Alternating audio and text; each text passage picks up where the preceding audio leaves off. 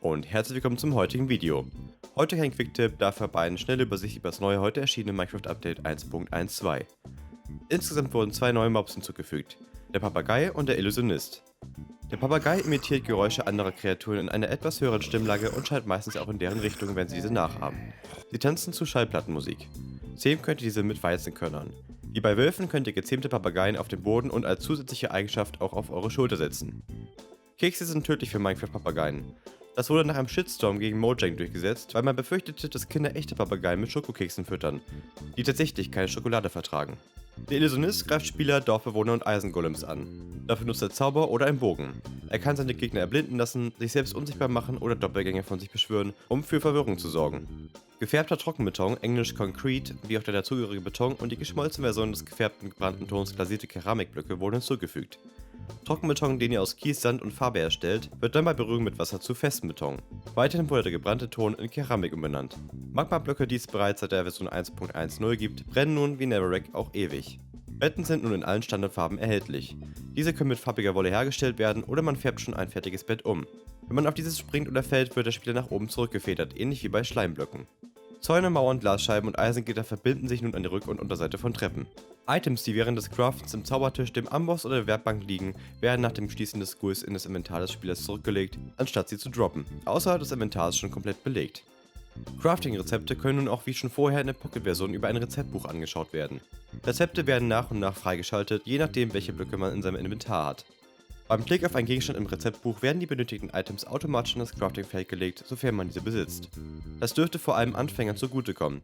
Ebenfalls für Anfänger hinzugefügt wurden die Kurstutorials, die für jedes Gerät nur einmal angezeigt werden. Sie ploppen oben rechts im Spiel auf und sollen die wichtigsten Bedienelemente erklären. Gibt man in der Suche des Rezeptbuchs Excitedse ein, so ändert sich die Sprache in Piratenenglisch. Die Abarbeitung von Befehlen in Command-Blöcken wurde verändert.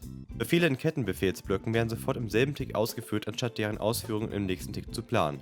Dadurch sind Wenn-Dann-Abfragen möglich. Ebenfalls wurde die Performance verbessert. Der S-Selektor wurde hinzugefügt. Dieser wählt immer das ausführende Objekt aus. Hier ein kleines Beispiel.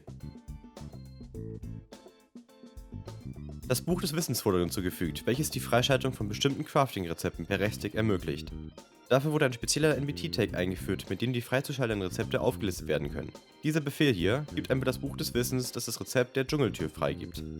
Per Doppelklick auf einen Gegenstand im Inventar werden nicht mehr alle Gegenstände dieser Art zusammengefasst. Wenn man einen Gegenstand zum ersten Mal aufsammelt, erhält man eine Nachricht, was man aus diesem Gegenstand alles herstellen kann. Wenn man ein Gemälde an die Wand setzt, nimmt es immer die größtmögliche Form einer Wandfläche ein.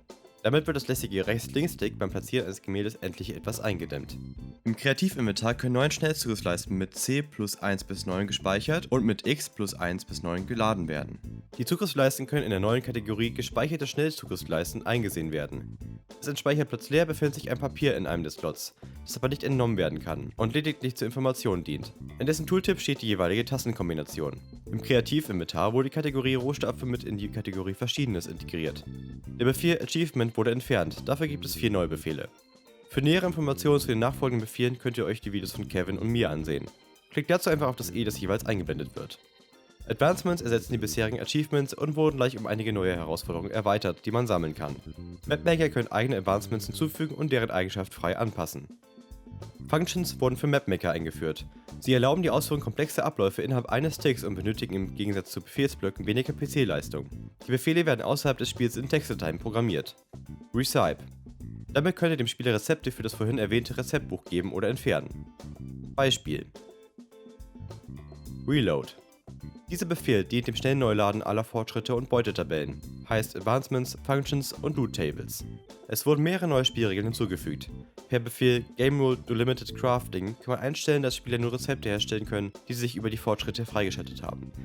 Standardmäßig steht dieser Wert auf False. Announce Advancements dient dazu, die errungenen Fortschritte von Spielern im Chat anzeigen oder nicht anzeigen zu lassen. Die Spielregel Game Loop Function ist dazu da, eine bestimmte Funktion 20 Mal pro Sekunde abzurufen. Mit Max Command Chain Length lässt sich festlegen, wie viele Kettenbefehlsblöcke maximal in einem Tick ausgeführt werden können. Standardmäßig ist hier 65.536 eingestellt. Minecraft hat nun seine eigene Sprachausgabe. Narrator, Naates All. Bei Bedarf könnt ihr diese mit Steuerung B aktivieren und deaktivieren. Diese liest euch dann alle Nachrichten im Chat vor. Tut Adventures says Hallo.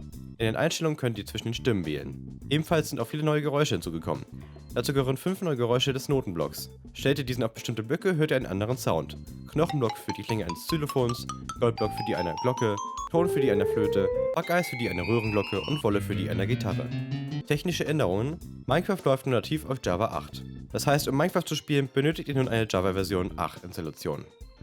Und zuletzt, JSON bzw. NBT wird nun im Strict Mode gelesen. Anführungszeichen dürfen daher bei String-Werten nicht mehr weggelassen werden. Unter Umständen müssen auch die Schlüssel in Anführungszeichen gepackt werden. Das Debugging von fehlerhaften JSON wurde verbessert. Und das war's mit dem Video zum Minecraft Update 1.12. Schreibt doch gerne in die Kommentare, wie ihr das Update findet und was euch am besten gefällt. Haut rein und bis zum nächsten Mal. Ciao.